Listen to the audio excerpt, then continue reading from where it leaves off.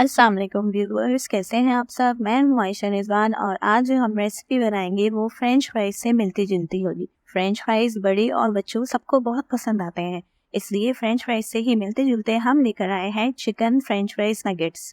یہ گھر میں ہی موجود انگریڈینٹ سے بنیں گے اور بہت ہی کم بجٹ کے ہوں گے۔ آپ لوگ یہ ضرور ٹرائی کریے گا اور مجھے بتائیے گا آپ لوگوں کو کیسے لگے۔ انگریڈینٹس کی طرف آتے ہیں۔ اسے بنانے کے لیے جو ہمیں چاہیے اس کے لیے ہم سب سے پہلے لیں گے چکن کا قیمہ لیا ہے 250 گرام، شملہ مرچ ہاف لی ہے اور پیاز بھی ہاف لی ہے میڈیم سائز کی، بریڈ کرمس لیے ہاف کپ، چاول کا آٹا لیا ہے 2 ٹیبل اسپون، نمک لیا ہے ہاف ٹی اسپون، کالی مرچ لی ہے ہاف ٹی اسپون، ڈکری مرچ لی ہے ہاف ٹی اسپون اور لہسن پاؤڈر لیا ہے ہاف ٹی اسپون، ایک انڈا لیا ہے۔ سب سے پہلے ہم قیمے کو چاپ کر لیں گے۔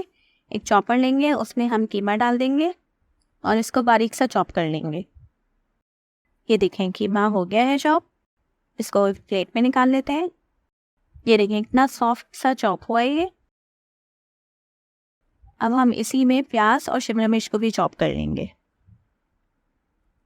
یہ دیکھیں پیاز اور شملہ مرچ بھی چاپ ہو گئی ہے، اس کو بھی ایک پلیٹ میں نکال لیتے ہیں اور ان دونوں چیزوں کو ایز اے سائڈ کر لیں گے۔ اب ہم ایک باؤل لیں گے اور اس میں پہلے قیمہ ڈال دیں گے جو ہم نے چاپ کیا تھا، اور اب اس میں پیاز اور شملہ مرچ ڈال دیں گے۔ پیاز اور شملہ مرچ پانی چھوڑتی ہے تو ہم اس کو اچھے سے نچوڑ کے ڈالیں گے، اس کا سارا پانی ریلیز کر دیں گے، پھر ہم اس میں ایڈ کر دیں گے۔ یہ دیکھیں یہ چلے گئی۔ اب ہم اس میں انڈا ڈالیں گے۔ انڈا میں پہلے ہاف یوز کر رہی ہوں، آپ بھی پہلے ہاف ڈالیے گا، پھر اس کے بعد ہم دیکھیں گے کہ اس کی سافٹنس کیسے آ رہی ہے، ورنہ پھر اور یوز کر لیں گے۔ چاول کا آٹا جائے گا اس میں، لہسن پاؤڈر چلا گیا، دکنی مرچ پاؤڈر، کالی مرچ پاؤڈر، نمک اور لاسٹ میں بریڈ کرمس چلے گئے۔ اب ہم اس کو مکس کریں گے۔ آپ چاہیں تو اسپیچولا سے بھی مکس کر سکتے ہیں، مجھے ہاتھ سے مکس کرنا ایزی لگ رہا ہے تو میں نے اس سے کرا ہے، اور میں نے باقی ریمیننگ انڈا بھی ڈال دیا ہے کیونکہ مجھے تھوڑا سا تھک لگ رہا تھا۔ اب اس کو ہم اچھے سے مکس کریں گے اور بہت سوسی سے بنا دیں گے۔ یہ دیکھیں یہ مکس ہو گیا اور ایک لیول میں آ گیا ہے۔ اب ہم ایک ٹرے لیں گے اور اس کو ایسے گریس کر لیں گے اور اس میں سارا چکن کا بیٹر جو ہم نے بنایا تھا وہ چلا جائے گا۔ اس کو پھیلا لیں گے ایک جیسا، ایک لیول میں ہمیں اس کو پھیلانا ہے اور تھوڑا سا تھک رکھنا ہے اس کو ہمیں۔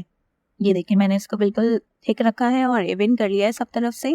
اس کو اوپر سے بھی گریس کر لیں گے آئل سے، اور اب ہم اس کو کور کر لیں گے۔ میں پلاسٹک کی تھیلی سے کور کر رہی ہوں، آپ بٹر پیپر سے یا کسی بھی چیز سے کور کر رہے ہیں۔ اس کو فریج میں رکھ دیں گے 2 to 3 آورس کے لیے، ہمیں اس کو فریج میں رکھنا ہے تاکہ یہ ہارڈ ہو جائے۔ یہ دیکھیں 2 آورس ہو گئے ہیں اور یہ ہارڈ بھی ہو گیا ہے، اور اب ہم اس کو ایک ٹرے میں نکال لیں گے اور اس کی کٹنگ کریں گے۔ آپ اس کو فریز بھی کر سکتے ہیں، بچوں کے لنچ باکس میں کوئی گیسٹ آ جائے تب نکالیں، اس کو فرائی کریں اور سرو کریں۔ بہت ہی مزے کے جوسی بنتے ہیں یہ، اور بچوں کو تو بہت ہی پسند آتے ہیں۔ یہ دیکھیں یہ سب ہم نے فنگر شیپ میں کٹ کر لیا ہے۔ اب ہم اس کو ڈیپ فرائی کریں گے۔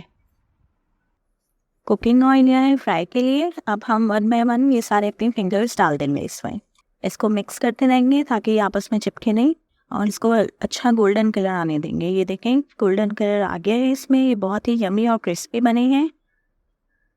یہ دیکھیں اتنا خوبصورت کلر آیا ہے اس میں، اور اب ہم اس کو نکال لیں گے اور سرو کر لیں گے۔ میرے چینل کو لائک، شیئر اینڈ سبسکرائب کریں، اور یہ والے میرے چکن نگیٹس ضرور ٹرائی کریں اور مجھے کمنٹ باکس میں بتائیں آپ کو کیسے لگے۔ اللہ حافظ۔